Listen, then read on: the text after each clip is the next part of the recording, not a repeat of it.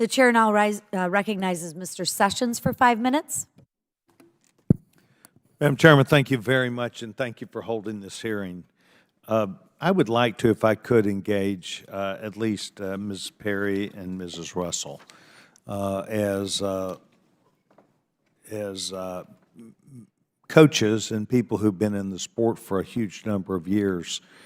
You have recognized the NCAA and their authority over sports as it conducts itself. What I believe is they've always tried to create fairness, whether it's betting, whether it's hundreds of rules and regulations about recruiting,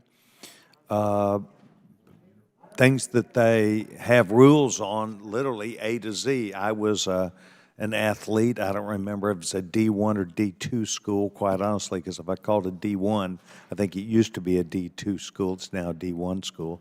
But I was a D1 or 2 athlete and went through a number of rules and regulations and right and wrong and good and bad and how things work, and have been used to that as one of my sons is a recruited D1 athlete. And the NCAA has a lot of governance, and they always tend to know the answer, and they always tend to have a rule governing what I think is fairness, but also safety. This seems like to me that the NCAA, if they're the governing body over what occurs at NCAA meets or matches, should be very concerned about this. What do you believe, where do you believe they have failed to provide guidance and governance and safety in this issue? Either one of you, please.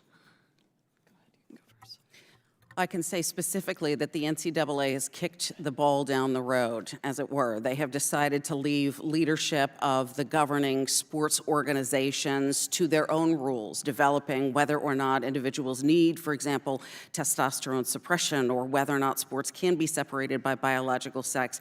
Unfortunately, the NCAA has a significant influence. Their membership, their ranking system is a sort of Damocles, where the other athletic organizations, the managing bodies, and the institutions that want to maintain their ranking, whether that's D1, D2, or D3. And so to fail to make a unified policy maintaining sex-separated spaces, as the NCAA has recognized for years, it's ultimately made it harder for college administrators who are now faced with the Hobson's choice of, do we forego our ranking?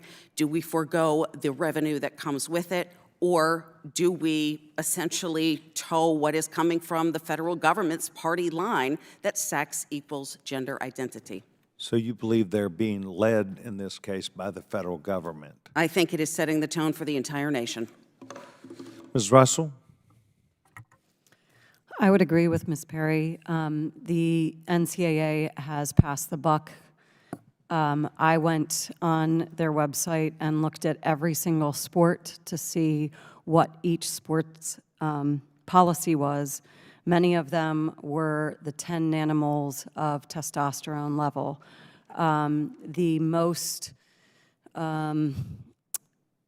The ones that had the strictest rules against biological males were triathlon and water polo. So if you want your daughters to have the best chance to play, put them in triathlons and water polo. Otherwise, good luck. Well, it seems to me that the NCAA has failed in its what I believe is overburdensome governance, that they've failed in this.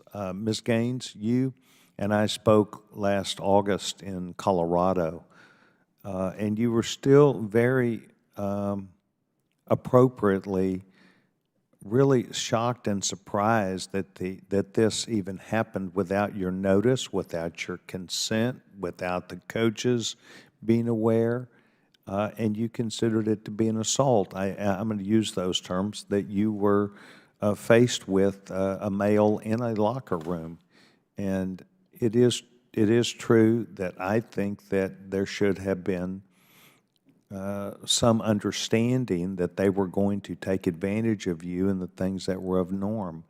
Have you clarified or would you clarify your ideas now about how you felt with this? Just as you said, I do believe it was an assault, and to sum it up in words here, of course, undressing next to a male who's also undressed, of course, it's awkward, it's embarrassing, it's uncomfortable, but I believe the best words to describe this, of course, it's utter violation, it's betrayal by the people who were in place to protect us, at least supposed to protect us, and I believe the best word is traumatic, and not even necessarily traumatic because of what we were forced to see or, again, how we were forcibly exploited. It was traumatic to me and my teammates to know just how easy it was for those people in power who created these policies to totally dismiss our rights to privacy without even a second thought, without even bare minimum forewarning us. I want to thank Thank you. each of you for being here today. Madam Chairman, thank you very much. I'll yield back my time. The chair now recognizes the chairman of Judiciary, Mr. Jordan. Thank you, Madam Chair. I want to